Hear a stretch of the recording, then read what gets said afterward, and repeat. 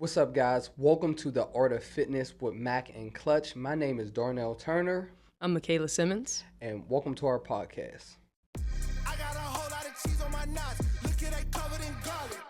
That mean that money it felt like a pizza. I get it and split with my partners. Welcome to the Art of Fitness, and today we're going to talk about our journey through fitness, fitness in a whole, and how we think that fitness is an art and not a science. All right. So I started out playing basketball at a young age, so that's how I grew up. Me and my brother played basketball basically every day, and that movement was just kind of like my way early on of learning how to connect with people. So for me, even moving my body was a lot of like a social thing. It's like how I made friends. It's how I kept myself entertained. So I played basketball for a really long time. Then I went and going into my senior year, I tore my ACL, MCL, and my meniscus. And I fractured a piece of my tibia as well. And I was misdiagnosed for 2 months. So I had went back and forth to the doctors, and they're like, "Oh, well, it might be a sprain, and you probably just kind of tweaked it." And after 2 months, they finally gave me the MRI imaging, and the ACL just wasn't even on there anymore. The joint was just gone. So after that, I had to have ACL reconstruction. And after the ACL reconstruction, I went through the PT process, and that's when I realized that I wanted to be a part of that. Like, I wanted to be a part of getting people back to doing what they like to do. So I went to physical therapy school. This is while I was playing Division I basketball. So it was a unique blend of doing it and figuring out how that works when you're living it out versus learning about how it's supposed to go, which is usually not how it does go in reality. So I think having kind of like that duality has changed my perspective a lot. But now I'm trying to use the Doctor of Physical Therapy degree, PT license, Strength and Conditioning Specialist certification to really help other people manage what life is like and what life is going to throw at you with what is really supposed to be happening, and using that education to help people make informed decision making for themselves. I love that. I love that. And you played college ball as well, Correct the mundo, right at Duquesne. right at Duquesne, Right at right up, Duquesne. right down the street. Yeah. Yeah. Wow. So what about you? What got you into fitness? Wow. So I would say that I've been in fitness my whole life. It's been an up and down journey for me, but I've played pee wee football all the way up to high school football, and for me, my older brother is like the star athlete of the family. So for me, I've always watched him be in the fitness, but I've never took it that serious. And to be honest with you, it was me becoming an adult and realizing that my health was really, really, really failing. And at the time, my girlfriend at the time, but now my wife, we welcomed our son into the world. And I remember looking at this kid thinking, how do I buy back time with him? And at the time, I was about 300. I was almost 300 pounds at the time, and I said, you know what? It's time to make a change. And I just started getting into fitness, and I started getting to the gym. And I think the biggest thing for me is being in a community. When you're around other people doing the same thing, it empowers you to just keep going. So I was going to the gym almost every day, and when I started losing the weight, that's when I started getting like quote unquote addicted to it. And over the next 3 to 4 years, I lost over maybe 100 to 130 pounds, and I got into endurance sports. So I've done marathons. I just actually finished up my eighth full marathon to 70.3 Ironmans to cycling, and I've just become part of the running community, part of the endurance community, to the point where I even built a company around it. So for me, it's just exciting to be in the community. I've seen what it done for me, and now it's time to share our experience with everybody else and see how we can help people, but also learn how fitness is affecting our community, because we are in the fitness community. If you're going to the gym, you're in the fitness community. Mac, take it off. Your first question. What do you have for the people? My first question because I work with a lot of people who every session that I have, I do training and performance and rehab full time. And every session, I can't get away from ever addressing how people are feeling and their emotions surrounding where they're at in their training, good or bad. So whether someone's feeling extremely motivated and they're seeing progress kind of as expected, and where we go from there, or 9 times out of 10, though, it's the little things that pop up where someone's navigating pain, or someone's having like a very stressful week or a few stressful weeks, or maybe just nothing externally is happening in life, but they're just not seeing the results they want to see yet. And they're kind of battling with that frustration. So I would kind of want to talk about how, as someone who has stayed committed to it for that long, you've been able to manage like emotionally kind of the highs and lows that come with this lifestyle. So I'll be one of the first people to say that it's very hard, and I understand when people are going through that emotional roller coaster, because I'll take you back to a moment in my fitness journey where 300 pounds, and I would lose 20 pounds and gain 5. And then I would lose 30 and gain 5 back. So there was a lot of up and downs with the plateau, and it would be very discouraging because I'm doing all the things. I'm eating right. I'm going to the gym. I'm even getting in the sauna. And I didn't understand what my body was doing, because the reality is once you get into that mode where you're losing weight, the scale can either be your best friend or your enemy.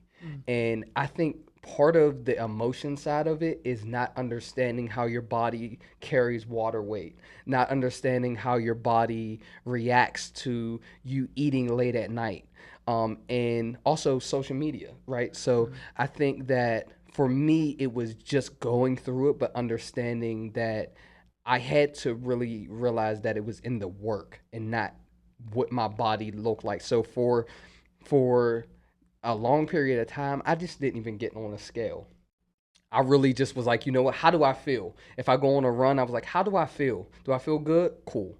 But I just stayed away from the scale for a long time. I just recently started getting back on the scale, and it's still kind of like a iffy game. Do I like it or not? But I just stayed away from the scale because I realized it was just a negative feeling attached to that scale. Yeah. I mean, truthfully, I don't even have my clients step on the scale unless that's like a non-negotiable for them. So when people come in and they say, I want to step on the scale, or I've been watching my numbers every morning, and I'm just like, for me, you don't need to be doing that because you don't understand what that number is yet. So all you're thinking is like all the negative feelings that come with like, oh, this isn't the number I used to be in high school, or this isn't the number that like I read on some blog that I need to be for it to be healthy, or the number that the doctor told me I should be. Like the number itself is so insignificant, really, but what I try to get people to focus on is the function and how they're living life. So if you're feeling your best at X number, that's what should matter. And it's like, are clothes fitting you how you want? Have you bought more time with your family? Like those are the things that people should be focused on. But when you throw that scale out there, it's almost like a deterrent. Like it's like the one thing then that people choose to focus on, and it's like getting people to shift their focus elsewhere is like one of the hardest things. So how do you find that balance when you're coaching people? Because I think it's easier said than done. Because for me, I had to be strong-willed. Like it was almost easier to go on a hard workout than to not get on a scale. So how do you coach people in those instances? Because I feel you're the expert in those rooms, and people will listen to you, but it's the scales right in people's bathrooms, so it's easier. You're not there with people when they're like feeling that vulnerability to say, how much do I weigh? So how do you encourage people to stay away from the scale when it's so easy for them to do it? Yeah, I think I like to just do it's called like the Y times 3 exercise. So whenever someone comes and they say, Mac, I want to lose 30 pounds, and I just say, why? And they give me the number. Well, this is the number that I was most comfortable at in 10 years ago or something. Okay.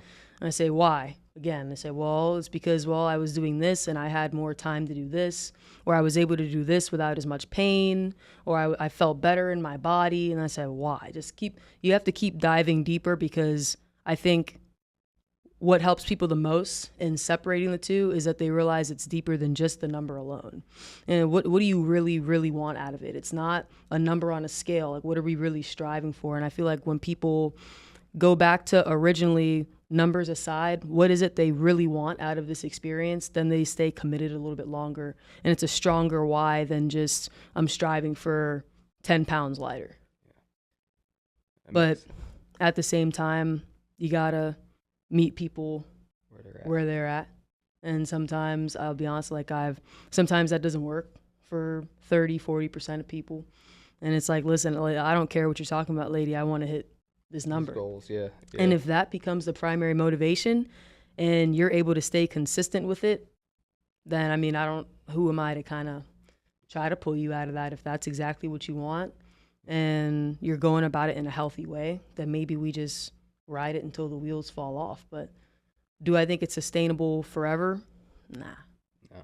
And I think this is an interesting part of understanding, and this is why we want to share with you guys this journey, because it's something that we experience. We're not just saying it because we're like, this is what I've read in a book. And for me, in this weight loss journey, I've literally hit every low and I've hit every high possible, from running my first marathon at 6 hours and I think 45 minutes to running my best marathon from 4 hours to 12. And, I've hit so many different plateaus, whether it's in running, whether it's in cycling, whether it's just in the kitchen. And one of the biggest things that I've found is that your nutrition is a major key in losing weight. So if you're doing all the work and then getting on a scale, but your diet is not great, that's one of the biggest factors of you hitting those plateaus or you not even meeting those goals. So, Mac, what do you tell people when they're saying, I'm doing all the workouts that you're giving me, I'm doing all of the things, and then when you ask them like, hey, so what's your diet like? And they're like, how's that conversation? Let the record show that I hear this at least 6 times a week, faithfully.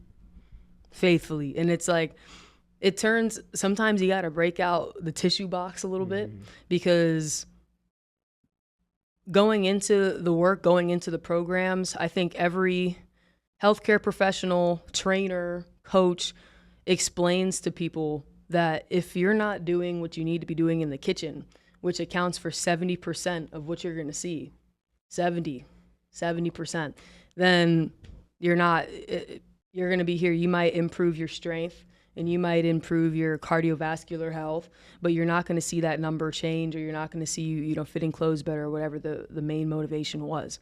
So it's a little bit tricky, because I feel like some people use the really hard work in the gym is like a little bit of almost like an excuse for themselves to kind of like, they're not actually buying into the process fully, because they're not disciplining themselves when it comes to the nutritional aspect, but they come and they basically almost kill themselves on the treadmill.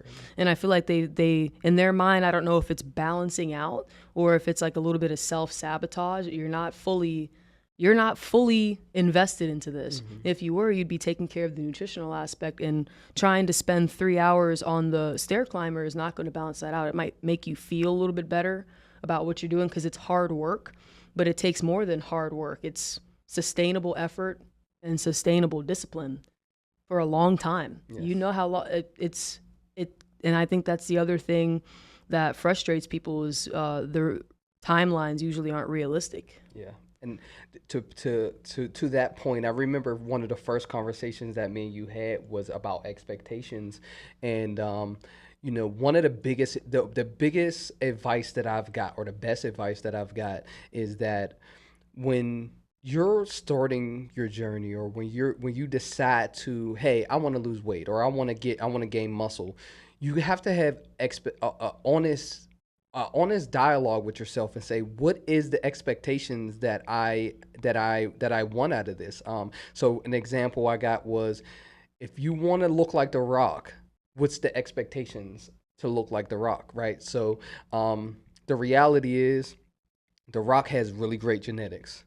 The Rock has spent the last 20 to 30 years in the gym consistently over those 20 to 30 years to look like that. So the reality is your timeline 20 to 30 years, and do you have the genetics to look like The Rock? So I think that's the reality that most people don't ask themselves. I want to run a marathon this year. It's possible. You can go run a marathon tomorrow, but how's your family life set up? Do you got to take your kid to work? I mean, to work. Do you got to take your kid to school? Do does this training plan fit with your wife's lifestyle and things? So it's like a lot of these expectations that we have on ourselves, we don't have that honest dialogue and say, like, does this actually fit into my schedule? How can I fit it into my schedule? And am I able to be consistent with it in my schedule? Because someone might have a birthday, and then all of a sudden you went out a night drinking and you're having a ball, and then you got training tomorrow, right? Discipline means tomorrow that night I'm not going to go train, or I'm not going to go drink as much because I got to get up in the morning and go run. Do you have that? Because if you don't, then you're going to set yourself back from that goal, and then you're going to be looking at your trainer, or you're going to be looking at that marathon in 2 weeks and be like, oh man, I really gave it my best. But the reality is, if you miss that long run, that you might not have the time under your legs to get you past that 18-mile mark, or whatever that case may be. So I think the reality is, are you having that dialogue with yourself, honest dialogue with yourself, to put you in a proper position, or are you just doing it because you've seen it looks good on social media? Yeah. And I think that's a great point. And I think the other thing is the results from this come from very tiny, almost what seems like insignificant decisions that you make on a day-to-day. There are things that people would overlook, not even really pay that much attention to. Like, you probably would have, that person in that analogy could have went to that party, not had anything to drink, and no one would even really have noticed. Right. And I think because weight loss, big goals, marathons, like those kind of things, like they are very significant parts of our lives, to where people expect the process to be as dramatic and as like, oh, it's this big build up, but it's not. The real work, if it's done right, should be incredibly boring.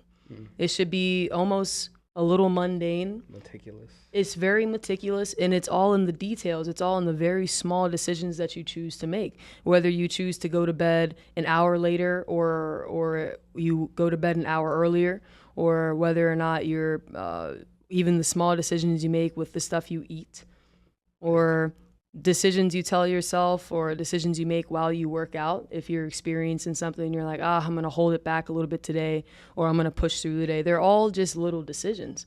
And that's what ends up producing the result that you get in the end.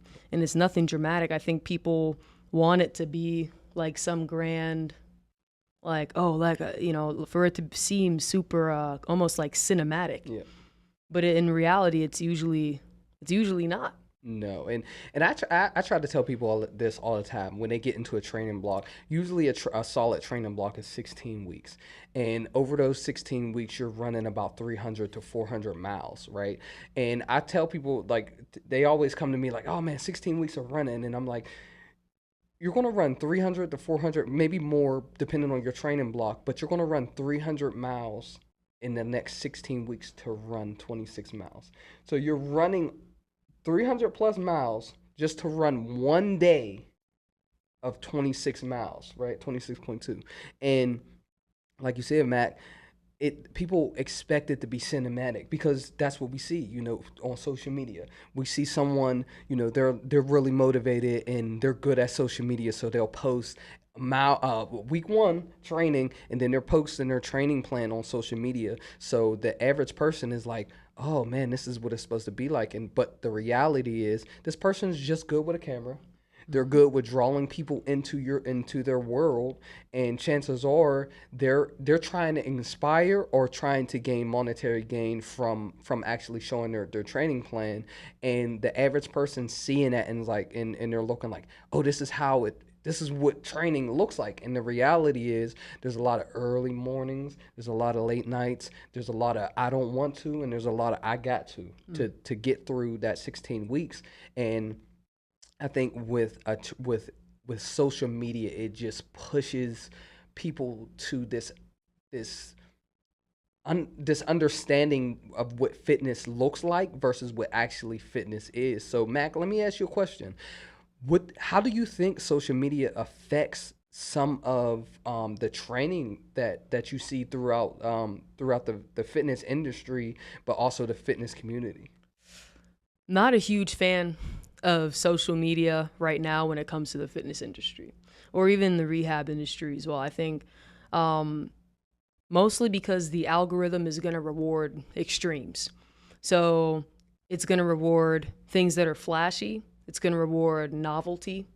It's going to reward things that the average, it's outside of the average experience because no one cares about the average experience because most of the people on social media are living the average experience. So why would they engage with something that is reflective of their, you're on there spending time because these things are outside of your normal day-to-day in most cases when it comes to training.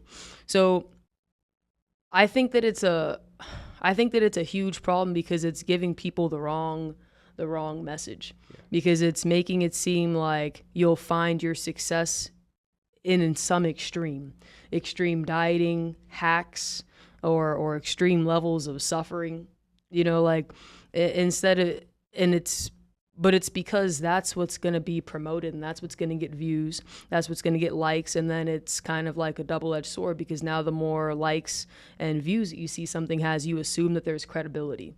Because the other thing on social media is credibility doesn't matter as much as how many followers someone has or if they've used progress pictures from God knows where, using God knows what. But people see that, and we've put a lot of trust in the fact that other people evidently have put their trust in this person online, which is not always correct. And then like you said before, people have all different kinds of motives because you can monetize this. So it's not always I think maybe 5 or 6 years ago, I would have said that this was different because people were using it a lot and putting their own stories out there. And there was a lot of authenticity and there wasn't really too much opportunity to make as much money from it as you can today. So you could almost bet that someone was doing this almost out of the kindness of their heart or like a passion project. Yeah. And it's not that. These days you have entire programs and content that's just designed by AI and has no personal application or touch or life experience or credentials. Yeah. So you're just ingesting something that has been put through some sort of algorithm to see whether or not it's going to take off and it'll end up on your page. And that's what people are taking with them to the gym to go and use and practice. And then they discover that it's not sustainable or it's not working or it's opening up a can of other things that they weren't really ready to deal with as a whole structured program. Yeah, and I agree with that. And because we are in this space, and I know we're like we don't like social, but we're like podcasting to you guys, right? But I think the reality is, I'll tell you straight up from my experience. There's days where I'll get in the gym and I'll have my tripod with me and I'll have my phone and I'm like, okay, let's set this up. But I always ask myself, who cares? Right? Who's going to care about this? And if I can't honestly give myself a response, I won't record that day. Because if I'm not in it for a reason, I stop. Right. And not to say I can post a million videos every day of me just being in the gym because I'm there. But the reality is if I'm not doing it for an educational purpose or showing people what's going on, I do a series of my marathons, but it's always to inspire other people because I know for me, that's what got me in the marathons. I seen a guy that was doing it and I said, man, that would be exciting for me to do it. And I did it. And then now people will come up to me. And so it's always the weirdest thing when people come to me like, "Hey, that's your clutch endurance from Instagram, right?" And that's what motivates me. But there are people who are posting just because they know they can make monetary gain. Now, I'm not saying don't make money off of it, but I think that it creates a negative relationship with that person who's trying to get into fitness because they don't understand fitness, right? They don't understand that, or no one has told them that there is a process to getting fit, right? So the reason why we started this podcast because we wanted to really explore why we think fitness is an art and not a science. And I think that people have to realize that what fitness means to you, it doesn't mean the same for me, and that's okay. It's okay because you're painting with your own brush. Right. The goal is forward motion. So, my next question to you, Mac, is like, how do we get people to understand that this person's level of fitness shouldn't be the catalyst of how I think fitness should be for me? I think it's just exposure. So you talk about how you saw someone model what you wanted to do, or someone inspired you to do it. I think it comes down to people need a little bit more exposure to different ways that they can find enjoyment with movement, motion, exercise. Because I feel like when you take your time and you broaden your horizons, then you can almost sort through intuitively. And when you see something on social media, I don't think that's for me. Yeah. I think when you don't have a frame of reference, though, those are the people that are starting to get into trouble. Yeah. So I think it just comes down to exposing yourself to a little bit more of like what really, like you said, fitness is going to mean something different to everybody. I think that there should be a little bit more of like getting out or maybe like researching what could be for you. There's endless like amount of ways to explore that for yourself. I think the more you get to know what suits you best and what you would enjoy best, you can more easily discard things that you see that may not fit your lifestyle or fit your idea of how this shapes into your life. Because I feel like it should be catered to your lifestyle. Because at the very basic level, they say like the best program is the one you're going to do. The best diet's the one you're going to stick with, or diet in terms of like just nutritional habits, right? And so I feel like people just need a little bit more exposure into kind of what would suit them the best, and then they can kind of go from there. No, I 100%. I agree with that. And I think that also, just to expound on that, I didn't start loving fitness until I found the things that I love to do. I love the Tour de France, so I got to get on my bike and I make a whole day of it. I have a coffee Monday rides where I go to my local coffee shop, grab, an espresso, and, but I love doing that. I don't know if I just love getting on my bike and just riding 100. I do. I ain't gonna lie. I like that. But I'm saying like you gotta find ways to fall in love with fitness. And when I go to the gym, I love to get in the sauna. So my favorite thing about going to the gym is working out, getting in the sauna, taking a shower, and then like that feeling from the shower to the car, knowing that you just gave it like 100% in the gym. That is a feeling that I look for. Right. But that's bigger than the results, right? So how do we get people to understand that the result or the end game isn't always a six-pack? It isn't always to be 8% body fat. Is that even a thing? Can you get 8%? Is that a thing? You can. All right. You can. So, what do you think people should think or people should be okay with when it comes to fitness and results? Like what is your idea of results for someone who is just starting their fitness journey, someone who's been in fitness for a long time and just can't come to grips with what success looks like in the gym and in fitness? What do you think how do you think it would help people to just get a better grasp of fitness? I think When I was playing basketball, I had a lot of self-esteem issues because I wasn't playing a lot. I was actually playing very little. Some would say that I was barely playing. So, but that was transitioning from high school where I was playing all the time. So I had kind of like an identity crisis because a lot of my identity was wrapped up in sport, as it is for a lot of people that had done sports before. So in college, I was kind of really I was struggling with like who I was and what my worth was. So as soon as I left the basketball team and I was relatively familiar with what to do in the gym because of basketball, I got straight into fitness because I said, well, I had a lot of self-esteem issues. I want to get the six pack. I want to become so unreasonably fit because I feel like that'll give me some sense of like I am worthy. I have the six pack, I have the muscles. This is it then. Like I don't ever have to feel less than again. Right. So then on that journey, I finally got there, took my little progress picture and realized that I was basically feeling the same. And that's when I realized I was like, okay, that's not all there is to it. That took me a really long time to figure out. And then I kept up with it though, because over time I had enjoyed going.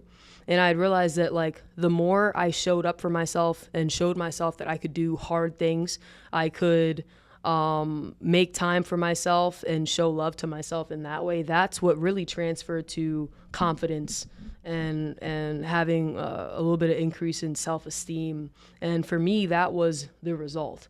So I think sometimes it's just something that shifts. I'm not sure if that's something that can be coached. I think when you're on your own journey, I think you just keep taking it step by step, and the path just kind of you go to where you end up heading, I guess. Yeah. Like I don't know if it's something that can be necessarily cultivated. I think when you're true to yourself, no matter what your reason is for starting, it may not be the same result or outcome that you're wishing for that you actually get in the end. It's probably something better. How did you, when you were in the moment, did you know this, or is this something that you did a deep dive on afterwards? This was a deep dive post. And I think we could spin off and do a little tangent that I think when you're training the body, you're missing out on a lot of finding out more about yourself. If you're going to the gym and training your body and you're doing nothing to figure out more about how you think as a person. It's hidden gems. It'll even, if all you care about is your performance, then fine. But even doing reflection and finding out how you think as a person is still going to help that area as well. But you may find out like the reason you started may not be the reason it's not the reason why I do it now. Yeah. I do it now because I'm addicted. Yeah. And it's sick. Yeah. But also, so just going back to like when you were in those moments, what was it that, were you feeling low in those moments? And did it also motivate you to continue on going? Because I think, so here's one thing that I always think about my fitness journey. I will look back on photos from 2 years ago. And because I was 300 pounds, I have this kind of body dysmorphia type of deal that I always think I'm the fat Thornell. I always think that I'm the fat me. No matter. I got down last year. I was down to 184, and I still, when I look back at pictures, I'm like, right now I'm 215, and when I look at pictures back then, I remember thinking I gotta lose weight, and I was 184. I don't think I was 184 since I was like 12 years old. Yeah. So I still have this negative view of myself at times. And I was just talking to a friend earlier, and he just recently lost weight. And it's interesting how you can be the fittest that you've ever been, but still have a negative view on yourself. So the reason why I held on to that thought is, how did you process that in the moment? Because I don't think that we do it, because we're so, like you said, fitness can become an addiction, and it is to most of us. But how do you get to those moments where you, like you said, you're learning in the moment about yourself? Because I had those feelings afterwards, but I know that I feel bad. So I will look back on those moments when I was 184 with this nostalgic feeling of I got to get back there. But when I was there, I didn't feel good, right? So how do you be in the moment, or share any advice that you have that you, like you said, when you were in the moment and you or going forward when you're in the moment, how do you stop and say, what is going on with myself and how am I learning in the moment to appreciate where I'm at? I think it would be in the words you just said of just appreciation. I think over time, I think the real end goal should be a very deep appreciation for what your body can do. And I think I may have gotten lucky in the time frame that all of this was playing out for me, because I was also finishing up physical therapy school. Wow. So the last year of physical therapy school, they have you do about a year's worth of rotations, where you head out and you're treating people as you normally would, but you have a supervisor to make sure you don't like kill anybody or something. Okay. And I saw mobility and sickness at a level that I had not been exposed to before. And it made me realize how silly it is sometimes. It still happens to me today where I'm like, man, like I'm feeling a little pudgy today or something, and it still happens. And I think that's just maybe human nature for us to always tease out things that could use improvement or tease out things that could be better. Like maybe that's just a way that we're wired, but I don't think that we have to stay in that space. And I think when I go back personally and think about the people that can't even go for a walk or can't even do things that I enjoy. Like I enjoy lifting, I enjoy being in the gym, talking to people in the gym. Like there are so many things about this that we can be grateful for. So when I return to a space of gratitude, that usually helps me get out of, or like kind of climb out of that little hole. Yeah. But it still happens. I mean, like my girlfriend would be able to tell you sometimes I'm in the mirror and I'm just like, yeah. And I think that that's fine, because I don't think anything in this lifestyle is going to be linear or straightforward. I think that it is all I think it's all mush. And you just kind of have to take your time and wade through it and sort through it and find out kind of what's best and learn more about yourself through it. I like that. And, and to expound on what you said, it's interesting because that's why I love the fact that we're having this podcast, because we will sit there and have these conversations all day, and we'll just go back and forth with each other. And just something that you said just made me realize, I'm coming off of the Pittsburgh Marathon, and I didn't have the best training block, and I knew that I didn't have the best training block, but it was one of those moments where I was in the race and I just had this overwhelming feeling of gratitude. And I remember thinking to myself multiple times, I get to do this. Like my body allows me to do this and just run. And I didn't have the negative feelings like I usually have. Like the last 5 full marathons that I've done, I had this overwhelming feeling that I needed to be better, that I needed to get sub 4 hours. If I didn't get past this 4-hour marathon, I couldn't live with myself. And the reality is I ran 5 marathons. I've just completed 8 full marathons. And for this to be my 8th, and I'm just now accepting and realizing that my body's doing something that most people can't, that's one of those moments where I think it was a growth moment for me. And I think that what we do, like you said, going back to what you said, we're looking at ourselves as like we're so hyper judgmental on ourselves because of what we see on social media. Because like, who created that idea of fitness, right? Like you like you said, you're like, even when you were talking about you starting in your basketball career, most people aren't playing basketball in college, period, right? So you're so hyper judging yourself on if you're getting in the games or not, but most people are in the stands, right? And for me, I'm judging myself on a time of a marathon when most people aren't running a mile.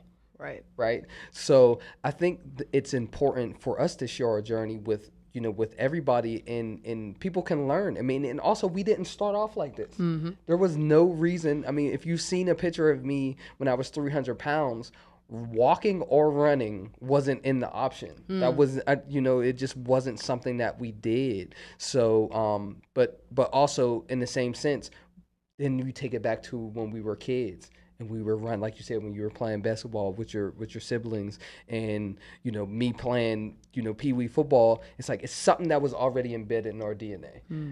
If you took a gym class, you're in fitness, right? You've done something active. So I think reality is just connecting with those small things that bring us back to fitness as adults or teenagers. People, there's a lot of teenagers that's starting their journey into collegiate sports or playing AAU basketball that need to hear these conversations, because they might see you and they're having those same feelings about getting playing time, or they might see me and have those same feelings about weight, and we can share our journey, and it might be able to help a few people. That's the goal. That's the goal. Mac, how do you approach life now and fitness now? Because, when you were playing in college ball, you had to have that killer instinct. You had to, show up every day with the idea of, I want to get on that court. So how do you approach fitness now at the moment where you're at? I think if it was just up to basketball alone, I would probably approach fitness in a way that would end up causing me a lot of anxiety, or I'd probably be in a steady, always kind of uptight when it comes to fitness, because I would always feel like there's this thing that I need to prove, or because I was a walk-on.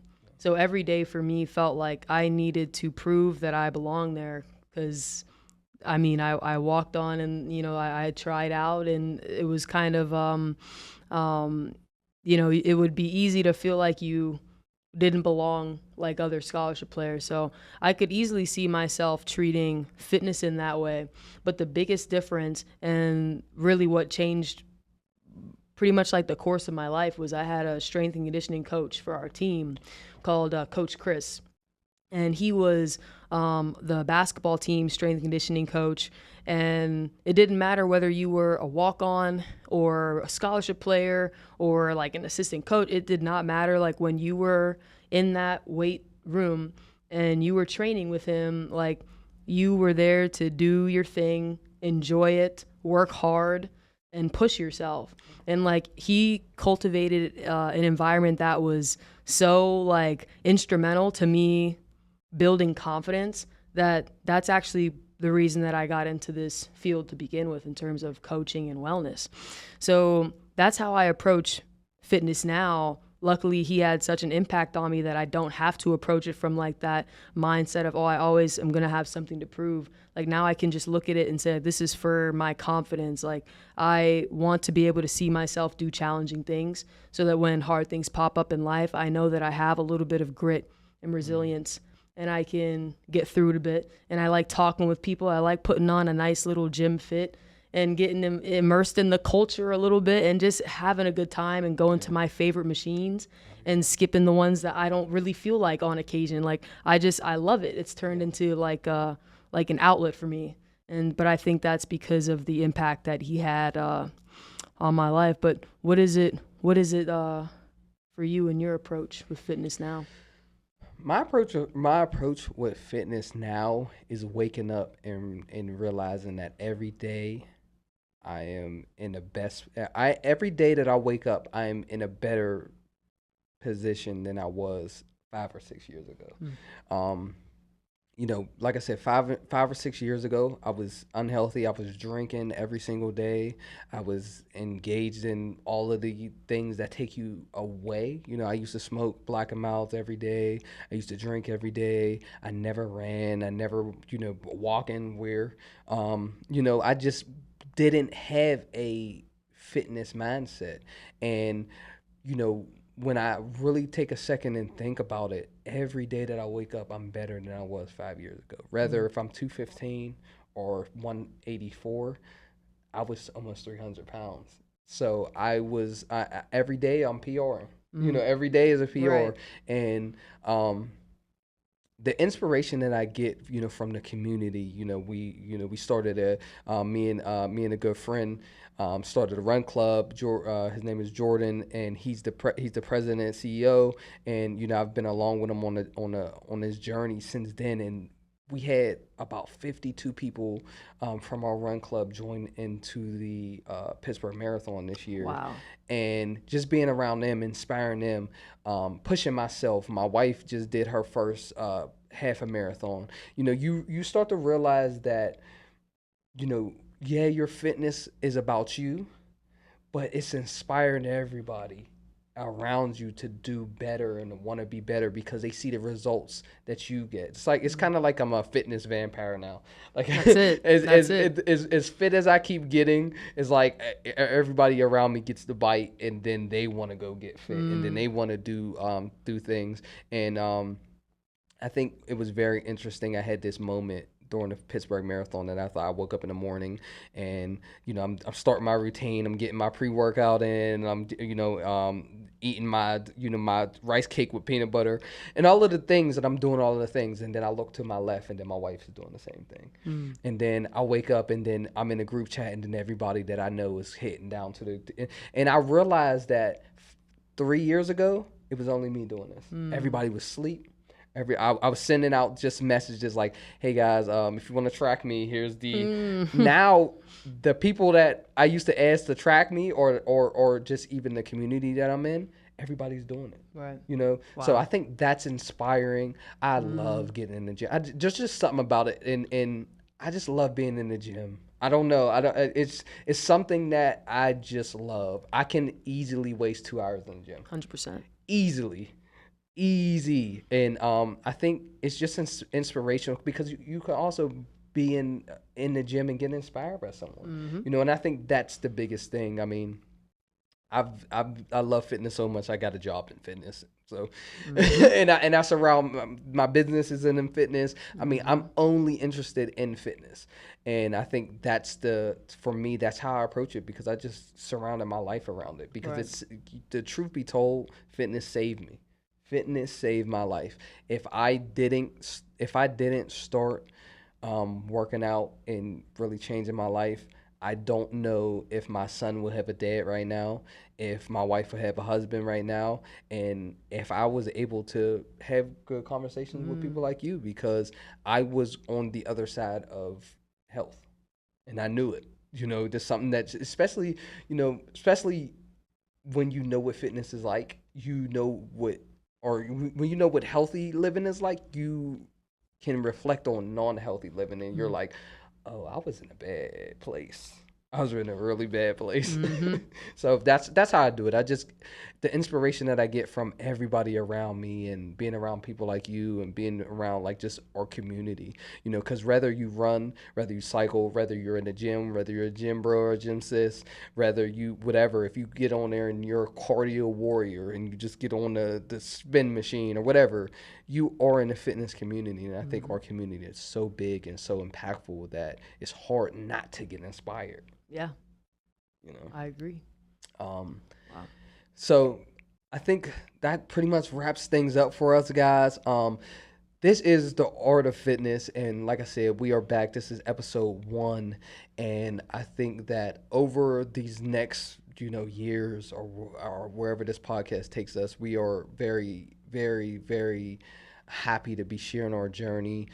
As we get more into these conversations, we want to bring in guests. We want to bring in conversations. We want to talk about the hot button topics in the fitness community, but we also just want to continue sharing our journey and what got us here, how we continue on to be so inspired. And just to be the truth be told, I got a lot of marathons coming up, and I got a lot of triathlons and all of these things. So I want to take you guys through it, and I want you guys to see firsthand Mac telling me what I'm doing wrong and what I'm doing right. We're gonna talk in depth about that. This podcast came from a conversation that me and Mac had, and every time we get into a room together, we're thinking like, man, we could really inspire people with these conversations. So that's what we're doing, and we're gonna keep on going. Mac, you want to send the people off with anything? I hope you enjoy. I hope you'll stay tuned for what we got planned next. And yeah.